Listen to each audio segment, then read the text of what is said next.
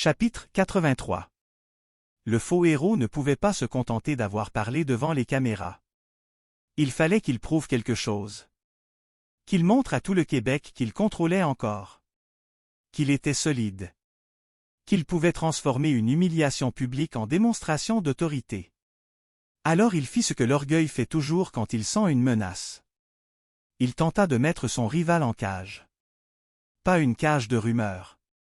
Une cage réelle, officielle, avec papier, radio, menottes et procédures.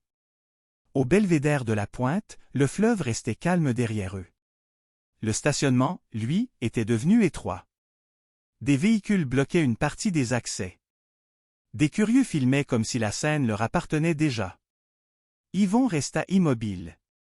Il ne regardait pas seulement les uniformes. Il regardait la mécanique autour d'eux. Les accès, les caméras, les regards pressés, les mains sur les radios. Tout disait que la scène n'était plus une enquête. C'était une prise de contrôle. Poutine se plaça légèrement devant lui. Pas en attaque, en limite. Le berger hollandais ne grogna pas, mais son corps disait assez clairement qu'il lisait la tension mieux que plusieurs humains. Deux policiers s'approchèrent de Yvon, à distance prudente. Ils regardaient Poutine, puis Yvon, puis le faux héros derrière eux.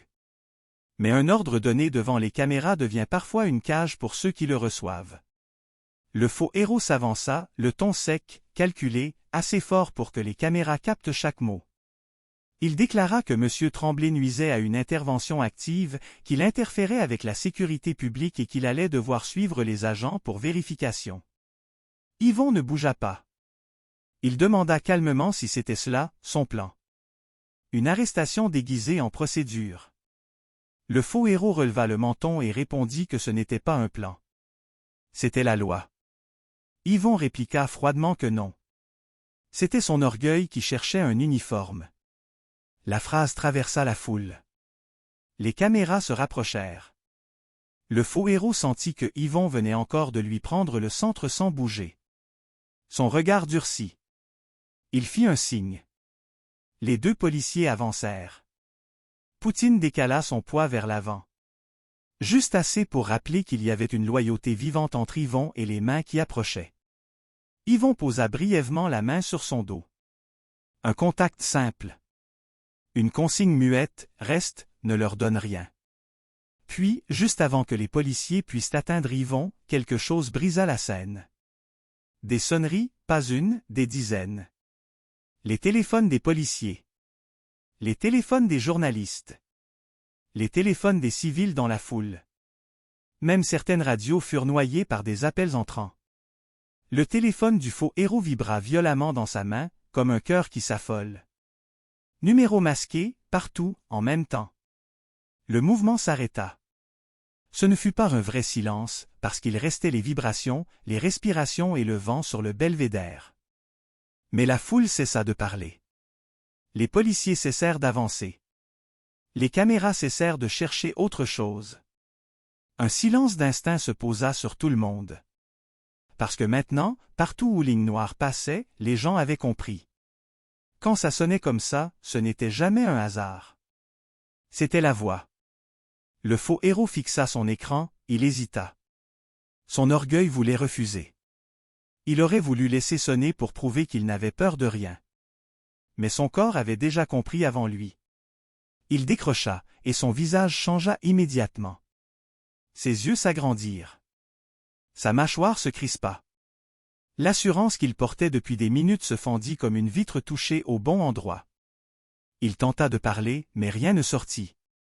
Yvon ne sourit pas. Il ne se réjouit pas. Il savait déjà ce qui arrivait. Maître Yvon et Poutine en cage étaient précisément la chose qui n'arriverait pas. Pas ici, pas maintenant, pas quand le narrateur avait besoin de lui debout, visible, libre. Le narrateur ne voulait pas cela. Il voulait une scène ouverte, des regards, des téléphones levés et un orgueil forcé de se défaire en public. Et le narrateur ne laissait personne fermer son chapitre à sa place. Autour de Yvon, les policiers décrochaient aussi. Un journaliste murmura que c'était encore lui, mais personne ne lui répondit. On ne pouvait pas entendre clairement la voix au milieu de la foule, mais on entendait ce qu'elle fabriquait. La panique, la perte de contrôle. La vraie hiérarchie cachée sous les titres, les uniformes et les discours. Puis il lâcha un oui tremblant. Un d'accord suivi, presque inaudible. Il raccrocha lentement, comme si le geste lui coûtait plus cher que tous ses discours. Et ce geste fut filmé.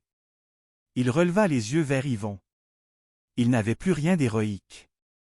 Il avait le visage d'un homme pris entre son costume et sa panique. Yvon parla calmement. Il demanda s'il comptait toujours l'amener. Le faux héros serra les dents. Ses yeux passèrent vers les caméras, les micros et les policiers qui attendaient encore. Puis il prononça le mot que son orgueil détestait, non. La foule réagit aussitôt. Les caméras se rapprochèrent, les micros s'ouvrirent, les téléphones montèrent plus haut. Devant tout le Québec, le faux héros venait d'obéir à quelque chose qu'il prétendait combattre. Il venait de perdre le contrôle publiquement. Et le narrateur venait de gagner. Juste avec une sonnerie préparée au bon moment. Yvon resta debout, libre, Poutine à ses côtés. La cage, dans ce chapitre, n'était pas faite pour les contenir. Elle était faite pour les salir. Et maintenant qu'elle venait d'échouer, l'orgueil ne disparaissait pas. Il cherchait une autre entrée. Le faux héros fit signe à ses hommes de reculer. Il tenta de sauver la face en parlant d'évaluation, de contexte, de sécurité publique et de décision temporaire. Les mots sortaient vite, trop vite. Mais personne n'écoutait vraiment. Et la scène avait déjà gagné. Il n'était plus celui qui dirigeait. Il était celui à qui la scène venait d'échapper. Yvon comprit alors que le danger n'était pas terminé. Il venait seulement de changer de forme. Un homme humilié devant son public ne cherche pas toujours la vérité. Souvent, il cherche une compensation. Une preuve à saisir. Un témoin à serrer. Une version à imposer. Une route à bloquer. Le regard du faux héros glissa vers les véhicules, les policiers, les caméras et les accès du belvédère. Il ne disait plus ce qu'il pensait. Mais Yvon le lisait assez bien. La cage officielle venait d'échouer. Alors il allait chercher une cage moins visible. Poutine se rapprocha contre la jambe de Yvon. Le chien avait perçu le changement avant plusieurs humains. Le danger n'était plus dans les mains qui avançaient. Il était dans les radios qui reprenaient vie, dans les regards échangés trop vite, dans les ordres qui allaient circuler loin des micros. Dans les appels à faire. Dans les noms à vérifier. Dans les témoins à retrouver. Dans les preuves à reprendre avant qu'elles cessent de lui appartenir. Yvon le regarda s'éloigner. Il ne vit pas un homme vaincu. Il vit un homme pressé.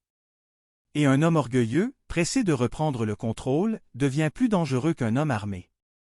Mais cette fois, Yvon comprit que la prochaine erreur ne viendrait peut-être pas de la voix. Elle viendrait d'un homme humilié qui voulait encore être le héros. Quand l'orgueil perd une scène publique, il ne devient pas moins dangereux. Il devient aveugle.